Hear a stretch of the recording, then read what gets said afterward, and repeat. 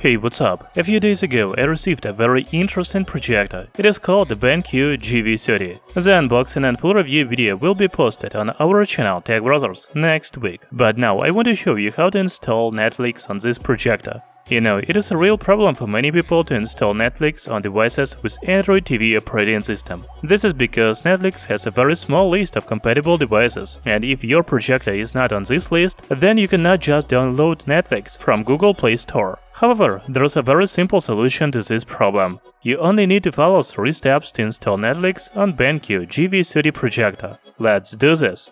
First, you need to open Google Play Store on BenQ Projector and search the Apps Manager. Click on Install to download this app. It was the first step.